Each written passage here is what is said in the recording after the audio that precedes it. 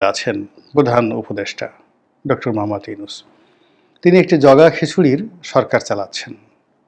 না বৈপ্লবিক সরকার, না গণ অভ্যুত্থানের সরকার, না গণবিস্ফোরণের সরকার, না সাংবিধানিক সরকার, না অসাংবিধানিক সরকার, না মার্শাল ল গভর্নমেন্ট, না মঈনুদ্দিন ফখরুদ্দিনের মতো সামরিক সরকার ব্যাকড গভর্নমেন্ট, কিছুই না। একটি হ-জ-ব-র-ল। এখানে তিনি আমেরিকার ওই সার্টিফিকেট পেয়েছেন, ইংল্যান্ডের ওই সার্টিফিকেট পেয়েছেন।